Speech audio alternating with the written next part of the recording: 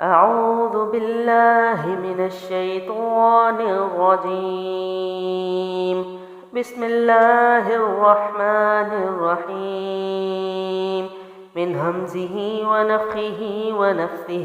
محترم سامعین کرام، السلام علیکم ورحمۃ اللہ وبرکاتہ۔ امید آپ سب خیر و عافیت سے ہوں گے۔ اللہ الرحمن سے دعا ہے کہ آپ سب جہاں کہیں بھی رہیں خیر و عافیت سے رہیں، آمین ثم آمین۔ ہم لوگ واو مدہ کر رہے ہیں۔ واو مدہ کی ہم لوگوں نے ڈیفینیشن بھی کی ہے، اس کے بعد ہم لوگوں نے اس کی مشق بھی کی ہے، اور مشق میں ہم لوگوں نے ملتی جلتی آواز والے حروف بھی کی ہیں۔ آج ہم لوگ انشاءاللہ دیکھیں گے کہ جب قرآن مجید میں حروف مدہ الفاظات کی صورت میں آتے ہیں تو ان کی ادائیگی کس طرح کی جاتی ہے۔ یہاں پر جو ہے وہ سب سے پہلا لفظ ہے فتوبو، اور اس میں دو مدات ہیں، یعنی دو بار واو مدہ آیا ہے۔ کیسے؟ فا جو ہے وہ پڑی حرکت ہے، جلدی چھوڑیں گے ہونٹوں کی جانب سے، فا زبر فا۔ تا جو ہے اس کے اوپر پیش ہے اور واو ساکن ہے، تو اس واو ساکنہ سے پچھلے حرف کے اوپر اگر پیش ہوگا تو وہ مد ہوگا، تو کیا ہوگا؟ تا پیش واو تو، ٹھیک ہے، ایک الف لمبا کریں گے۔ پھر اس کے بعد با کے اوپر پیش ہے اور آگے واو جو ہے وہ کیا ہے؟ وہ جزم والا ہے، تو واو ساکنہ سے پچھلے حرف کے اوپر پیش ہے، تو یہ بھی حروف مد ہے، تو کیا ہوگا؟ با پیش واو بو۔ آپ کے جو ہونٹ ہے وہ گول ہونا لازمی ہے، اس کی آواز تبھی اچھی اور مکمل ادا ہوتی ہے۔ فاتوبو فاتوبو۔ الف یہاں پر اضافی ہے، کیونکہ خالی الف تب ویلیویبل ہے جب اس کے پچھلے حرف کے اوپر زبر ہو، ٹھیک ہے، تو وہ پھر الف مد بن جاتا ہے۔ لیکن یہاں پر چونکہ واو ہم مد پڑھ رہے ہیں اور واو جو ہے آلریڈی ساکنہ ہے، تو الف کو موو کرنے والا یہاں پر نہ کوئی حرف ہے نہ کوئی حرکت ہے، اس لیے الف اضافی ہے، تو کیا ہوگا؟ فاتوبو فاتوبو، ٹھیک ہے۔ اور آپ نے حروف ہجا کو مکمل ادا کرنا ہے اور تسلی سے پڑھنا ہے، کبھی بھی قرآن میں جلد بازی نہیں کرتے۔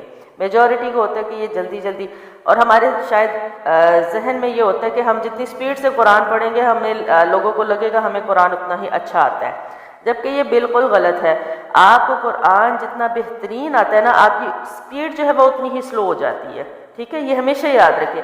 آپ کی ادائیگی جتنی پراپر ہوتی ہے، جتنی صحیح ہوتی ہے، جتنے مخارج اچھے ہوتے ہیں، جتنے حروف اچھے ہوتے ہیں، آپ کی جو ادائیگی ہے وہ سپیڈ جو ہے وہ اتنی ہی سلو ہو جاتی ہے۔ آپ جتنا سپیڈ سے پڑھ رہے ہیں اس کا مطلب اتنی ہی ڈنڈیاں مار رہے ہیں آپ، ٹھیک ہے، تو وہ نہیں کرنا۔ اگلا جو لفظ ہے وہ ہے اتوبو۔ حمزہ جو ہے وہ پڑی حرکت ہے، یعنی الف کے اوپر جب بھی کوئی حرکت آ جائے، نیچے آ جائے، تو اس کو حمزہ پڑھا جاتا ہے۔ حمزہ زبر آ، جھٹکا نہیں دینا، لمبا نہیں کرنا، مجھول نہیں کرنا۔ تا پیش واو تو، ٹھیک ہے۔ با پیش بو، ٹھیک ہے، پڑی حرکت جلدی چھوڑا۔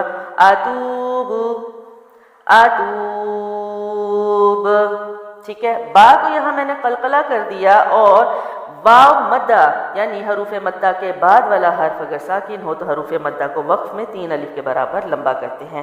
تو اگر آپ میری اس کی حروف مدہ کی پہلی ویڈیو دیکھیں تو اس میں سارے آنسر کوسچنز میں نے کروائے ہیں، اگر آپ وہ یاد کر لیں اور بہترین انداز میں ان کو اپنے ذہن نشین کر لیں تو پھر انشاءاللہ آپ کو خود بھی فائدہ ہوگا اور آپ دوسرے کو بھی فائدہ دے سکیں گے۔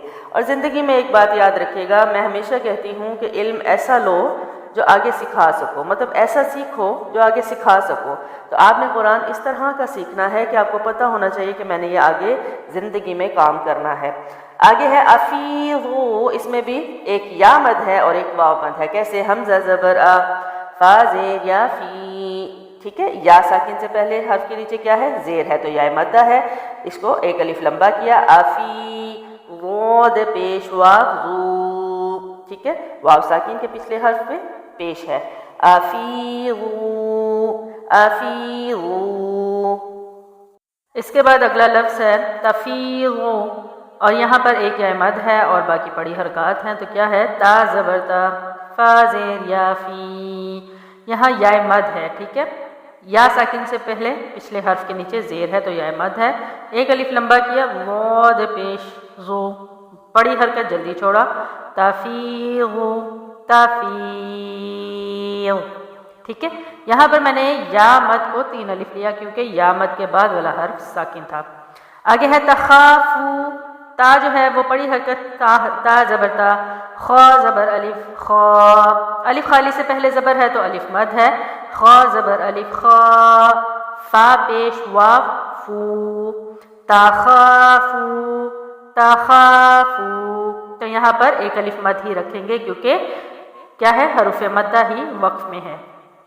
اس کے بعد ہے اخافو، یہاں بھی الف مد ہے، حمزہ زبر خا زبر الف خا، فا پیش فو، اخاف اخاف، ٹھیک ہے۔ اور وقف میں ہمیشہ یاد رکھیں کہ حرکت ختم ہوتی ہے لیکن حرف اور اس کی آواز کبھی بھی ختم نہیں ہوتی۔ اس کے بعد جو اگلا لفظ ہے وہ ہے نوحیہا، یہاں پر تینوں حروف مدہ ہیں، یعنی واو مدہ بھی ہے، یا مدہ بھی ہے، الف مدہ بھی ہے۔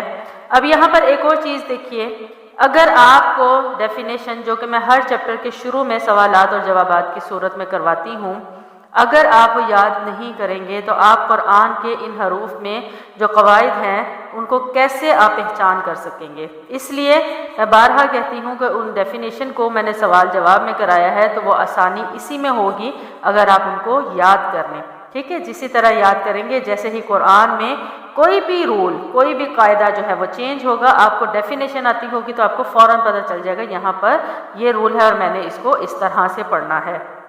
اب یہاں پر دیکھیے واو مدہ ہے، پہلے کیا ہے؟ واو ساکن سے پچھلے حرف کے اوپر پیش ہے تو کیا بنا؟ واو مدہ، نون پیش واو نو، ہا جو ہے نیچے زیر ہے، آگے یا ساکن ہے تو یا ساکن سے پچھلے حرف کے نیچے زیر ہے تو یا مدہ ہے، ہا زیر یا ہی، ہا جو ہے وہ سینے سے وزن سے ہے اور الف خالی سے پہلے پچھلے حرف کے اوپر جب زبر ہو تو وہ الف مد ہوتا ہے تو کیا بنا؟ نوحیہا نوحیہا، ٹھیک ہے۔ تینوں مدات جب ایک لفظ میں آ جائے تو ان کو آپ نے ایک ہی برابری میں کھینچنا ہوتا ہے، یعنی اگر آپ نوحیہا یا آپ پہلے لفظ کو نوحیہا یا کچھ بھی آپ بیچ والی کو نہیں کھینچتے، آخر کو نہیں کھینچتے یا پہلی کو نہیں مد کو کھینچتے تو یہ لفظ کبھی بھی خوبصورت نہیں ہوگا، تو کیا ہوگا؟ نوحیہا نوحیہا۔ اچھا، اس کا ایک اور آسان طریقہ یہ بھی ہے کہ اگر آپ حروف مد میں مطلب تین مدات ہیں نا تو اب آپ کو کیسے پتہ چلے کہ تینوں کو میں نے ایکول کیسے کھینچنا ہے، تو آپ تین انگلیوں کو آہستگی سے یا بند کر لیں یا آہستگی سے کھول لیں اور ایک ہی وقت میں یعنی تینوں انگلیوں کو کیسے؟ نوحیہا، ٹھیک ہے۔ تو یہاں میں نے تینوں انگلیوں کو آہستگی سے کھولا ہے تو ایکول 1 الف یعنی ایک الف کے مطابق یہ جو ہے مد میں نے ادا کر دی۔ اس کے بعد جو لفظ ہے اس میں اعوذ، اس میں ایک ہی واو مد ہے، کیسے ادا کریں گے؟